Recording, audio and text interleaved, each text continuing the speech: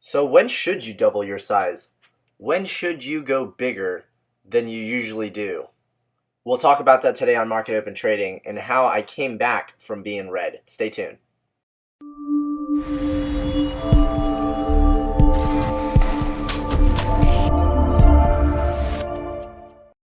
What's up, guys? It's Miguel here with Market Open Trading. Welcome back to the channel. If you guys are new, definitely consider subscribing, where I give you tips and tricks on how to stay profitable in the stock market. Now, so let's talk about the trades from this morning. I'm actually still currently in a position on PSMT. As you guys can see, the watch list is pretty small this morning. I had two stocks, one long, one short. BIIB was the long, PSMT was the short. Now, let's talk about the positions that I took this morning. So right off the bat, right at 9:32, I took a short on PSMT. So I actually only ended up taking 50 shares. So because it was so spready this morning that it was it was a little iffy trying to get into it. I think at some point it had like a 80-cent spread, and I waited for the spread to start closing in, and I went ahead and executed before it actually broke down. So right here, PSMT was gapping down, and it was actually between the 50-day moving average and above the 200-day moving average, so it was a little bit iffy. But I actually ended up taking the trade, and I took it as it broke down here under 86. Now, you'll notice here that I only took 50 shares. So 50 shares, but my stop was up here at high a day, which is 87.18. So I was only risking like $55 or so. Now, I took it breaking down under 86. Now, it's very important to notice this. So I actually took it right at 86. I didn't wait for it to break down, because if I would have waited for it to break down, look at this candle. It came all the way down to 84.50. So it's very important that you have to anticipate what's actually going to happen. So I took it right at 86. I covered all 50 shares right at 84.35. So right at 937. So right in here, right here in this candle. So I ended up getting a little bit more than 1-to-1, and I took it all because it was only 50 shares. Honestly, I should have had 100 shares, but since the spread was so large, I ended up only taking 50 shares. So that was that trade. Now, the other trade I took was on BIIB. BIIB was, to me, it was a little nerve-wracking because the spread is so large and this thing can move so fast. So BIIB, and I actually ended up putting this in the room. I said, if you guys are going to trade this, definitely be careful and size accordingly. By sizing accordingly, I mean be careful whenever you get into it, because this thing can move. And right off the bat here, it gapped up to 340. 52-week high is up here at 370. Now, right off the bat, if you'll notice, it opened at 347, dipped down to 345, and then it rocketed to 367. So we're talking 20 points. It went within a 1-minute candle. This is just, it's a crazy mover. So also the float on it is 210 million. So it's not even really that low of a float. It's just, it can move very, very quickly. It just has that type of personality. And it's also a higher price stock. So now I actually ended up taking 2 trades on it. I don't think I quite sized correctly on it. I'm not used to trading things this large that move that much. So I try to guess to the best that I could. So I actually only ended up taking 20 shares on BIIB right here. So you'll see BIIB, I got in right at 934. So right here in this candle. What I was looking at, I was looking at this 1-minute flag, and next candle to make a new high was going to be my entry. Now, it ended up breaking up and over, and then my stop was going to be down here at 355. So, but as you can see, it actually ended up coming up and over, and then it just started pulling back and selling off. So I ended up taking a loss with those 20 shares. So I got filled at 361. I got kicked out 2 minutes later at 936, right at 355. So I ended up taking my full loss on that, on 20 shares. Now, I actually ended up taking another another trade on BIIB right at 939. So right right in here as it's curling back up. So you'll see it came back to the 9 in VWAP. So I was expecting some sort of bounce. I wanted it over 360, 361 for me to be able to take my partial. So I got in long BIIB right at 939 at 357.58. Unfortunately, I ended up getting kicked out. So I was looking for this thing to curl back up.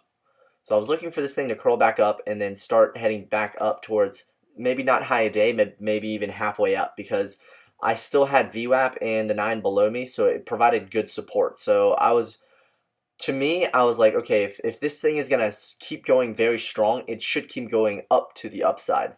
So let's see here. So it actually only ended up hitting 360, and then it started coming right back. And the very next couple of candles ended up kicking me out right at VWAP. So got kicked out at 353. Now, this is what I wanted to talk about. PSMT. PSMT is my only short for the day. If you notice, I only have 2 stocks. So BIIB is not working out. And PSMT, the first trade I took, went well, but I only took half size on it.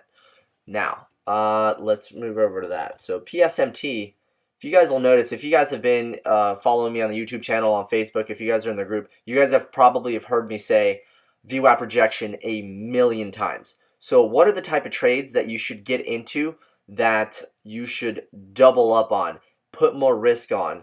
And those are your A-type setups, your best quality setups that you have data backing up saying that, hey, most of the time, you know, it could be 60, 70, 75% of the time, this for me works.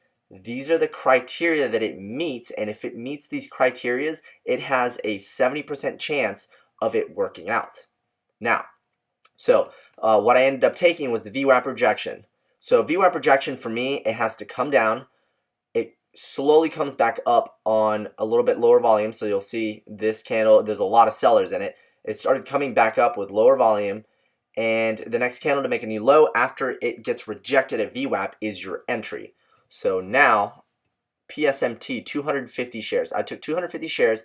I said my stop is going to be up here at 85.50, and my entry is going to be down here at 84.50. So you'll notice I got in here short at 84, right at 84.50. So we're risking about $1. And actually, I should have only taken 200 shares instead of 250.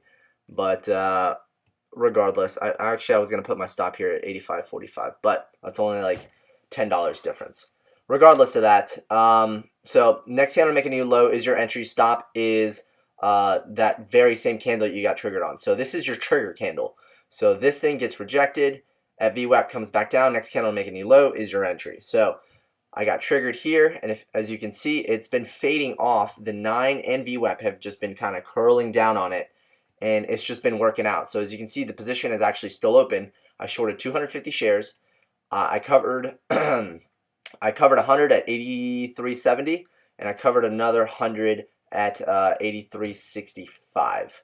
So now I only have 50 shares that are riding, but now those are up.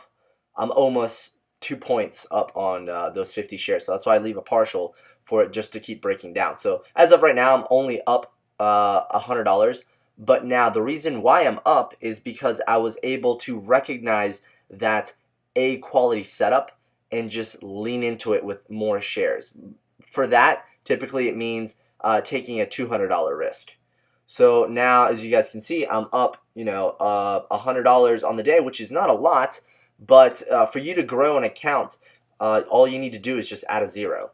So that's what you need to do. So if instead of taking 100 shares, you take 1,000 shares. Instead of, if you're taking 1,000 shares, take 10,000 shares.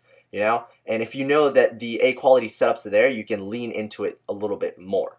So now that's what actually ended up bringing me back to green. It was this A quality setup, and it was perfect because I only have 2 things on the watch list. So if one doesn't work, hopefully the other one works. But if it gives me an A quality setup, then I'm gonna take it.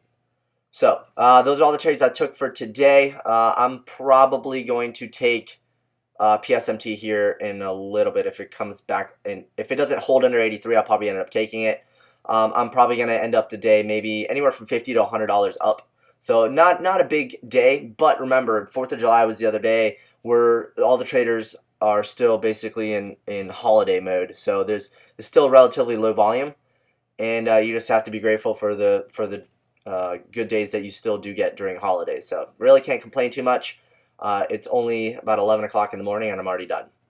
So if you guys have any questions, make sure to put it down in the comment section below. If you guys are not subscribed to the channel, make sure to do that. If you guys are on Facebook, or if you guys do have a Facebook account, make sure to check out our Facebook group. We're over 10,600 people now.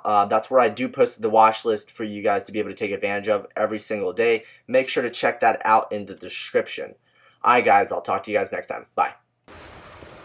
What's up, guys? It's Miguel here with Market Open Trading. We're actually getting ready to go out to the fishing spot. It is Tuesday afternoon, about 1 p.m. You might be wondering, how are you going to go fishing in the middle of the week? Well, I finished work this morning around 10:30. My morning starts around 9 a.m. and an hour into the day I was done. I made a few $100s this morning, and I figured I might as well go fishing. Now, I've actually designed a course that shows you my system from A to Z, everything that you need to know on how to get started trading stocks. The best part about that is that it actually comes with one-on-one mentoring. You'll get to interact with me on a weekly basis, and you'll get all your questions answered. So if you guys want to click on the link below, I'll see you guys in the room.